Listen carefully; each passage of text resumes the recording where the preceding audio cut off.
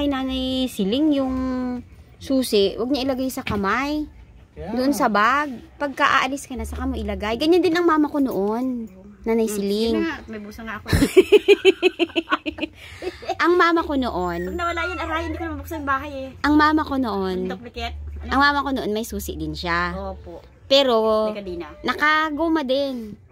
Pero, sinusuot lang niya pag aalis siya. Pero hindi niya sinusuot araw-araw. Kasi yung goma, nag-aano yan sa kamay eh. Yung naharangan niya yung pagdaloy ng dugo. Lalo na dyan sa karpal. Daming ugat dyan. Opo. May stop yung pagdaloy ng dugo mo papuntang puso. Oh, ayan. Good morning. Oh. Bakit ang tupak mo kapag hindi ka makahinga? Di ba, ma'am? Ayan, good morning mga ka-therapy. Kain tayo. Lagi nang tayong kain. Ikaw pa, kakain ka? Maya ka na. Oo nga eh, parang iba na si Nanay Siling ngayon eh. Ayan, kamusta Nanay Siling ang tulog mo? Ayos lang naman po. Kamusta ang pakiramdam mo dito sa bahay? Presko. Kain ka na, kain na. Ayan o. Ayan, lumating si husband. Ayan. So, ayan mga ka-therapy. Dito si husband ngayon.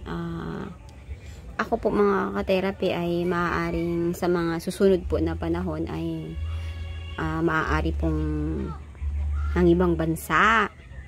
Kung sakali man mga ka-therapy na ako po ay pahintulutan ni Lord na makaalis, kasi hindi natin alam kung makakaalis ba talaga tayo. Basta ngayon ay nagpo-proseso po tayo para makaalis. So, ang mag-handle po mga ka-therapy, kung sakasakali na ako po ay pahintulutan ng Panginoon na makapunta nga sa ibang bansa, ay si husband po ang magpapatuloy ng ating YouTube channel. Dahil mag-i-sponsor na lang po tayo sa mga content niya. So, yan, mga 9 months siguro, mga 9 months ganyan. Kung ako lang po ay matuloy, pero hindi pa po ako sigurado dahil hindi po natin alam ang bukas. Ayan, at kung pala rin po tayo ay yun po, sana po ay, kung dumating man po ang panahon na si husband po ang mag-handle po ng ating channel habang ako po ay wala, ay supportahan niyo po sana. Ayan. Kasi mawawala po ang ating YouTube channel kapag wala na pong nag-a-upload. Pero matagal-tagal na panahon pa mga ka-therapy. Nagkataon po na andito siya. Kaya dinideclare ko lang po na kung dumating man ang panahon. Ayan. Kaya mo kaya, Alfredo? Na mag-vlog? Kakayanin. Ayan. Siya po. Kayo na po. Mag-comment po kayo mga ka-therapy kung ano po ang ipapangalan natin sa kanya. Kung sakaling siya po ang magsisimula ng ang magpapatuloy ng channel. So, mga 9 months, after 9 months, balik naman si ka-therapy. Ayan. Ano masasabi mo, Nanay Siling, kung sakaling si Alfredo Joaquin na ang mag-aano sa'yo? Ang mag-vlog, ano? Ayos lang naman kung talagang seryoso at talagang kung pwede. Seryoso siya? Ikaw lang ang hindi seryoso. Opo. Trabaho ni Kung sakali po ba na si husband ang magpapatuloy ng pagbablog sa iyo, ano ang magiging ano niyo sa kasakali, mga magiging pagbabago kaya sa buhay mo? Halimbawa ako, sponsor ako. Opo. Halimbawa lang naman. Oh. It's okay lang basta walang lokohan, is serious, talagang totoong, talagang ano siya, is okay. Anong lokohan? Is talagang trabaho yan eh. So, paanong lokohin? Lolokohin ka ni husband? No. Yung bang talagang, yung gusto ko kasi isang, vlog. Oh. Is masaya. Masaya lang, for funny lang. Mga taong tumitingin at sumusubaybay is hindi sila nalulungkot. Eh, paano kung ang gusto ni husband ay pagtulong lang, yung magbago agad ang buhay mo, walang funny-funny? Pwede sa ganyan, pero sa mga tumitingin at nanonood is masaya sila. Kasi sa problema ngayon is maraming problema. Okay. Kung nag-content siya is, nga, masaya tayo. At, so, hindi ka makamove on sa iyong nakaraang mga vlog? I think, ipagpatuloy natin kasi naman is marami akong views, saka sponsors. Sponsors dyan sila. Followers ng mga views kasi marami na rin. Nag-subaybay sa akin dala ng nangyari doon kay tatay dati. So, ayan nanay, pero ang isa pong vlogger ha, ang layunin ng isang vlogger ay may ayos ang kalagayan ng isang content. At makatulong siya. Na Opo. long term. Opo. Ibig sabihin ng long term, pangmatagalan dapat.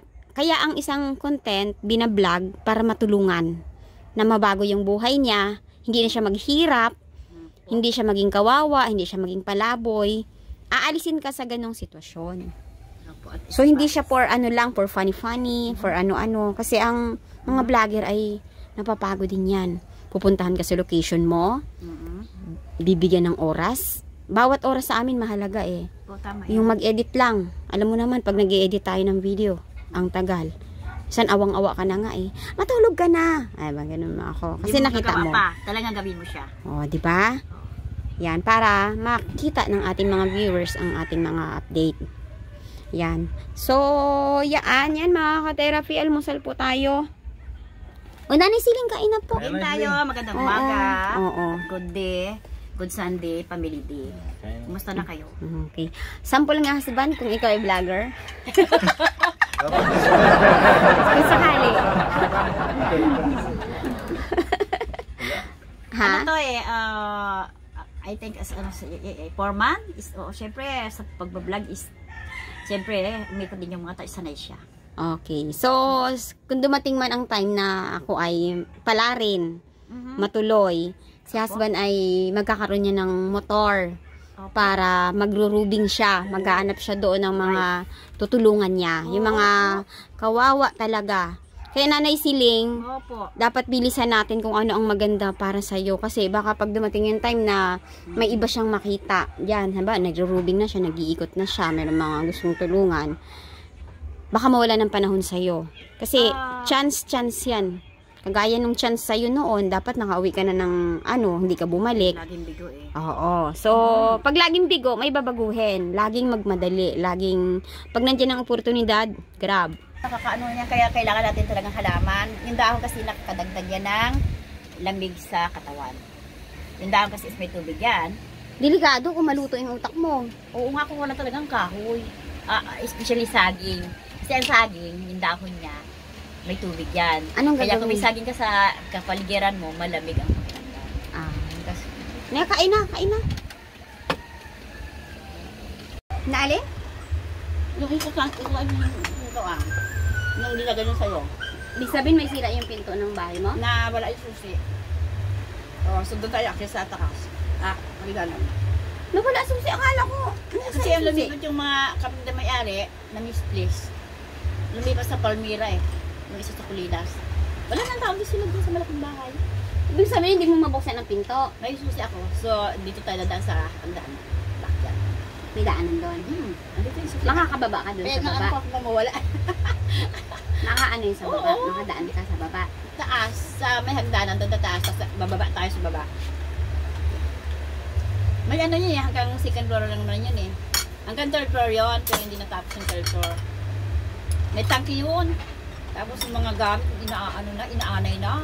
Ay, naku Nanay Siling. Ewan ko Walang sa'yo. asikaso. Kung ako sa'yo, ang asikasuhin Kasi mo, mama. yung lote mo. Tuluyan mo na. Kasi mahirap ang pa sa Maynila nga. Ano ang masasabi mo? Doon ka pa. Ano 5. Ba't ka mag-hotel? Mag-isa ka lang naman. Oo. Kayo pinagtitagan ko yung bahay para may tuluyan yung mga bata. Sinong mga bata? Mga pamangkin ko. Ang lalaki na nila. Diba?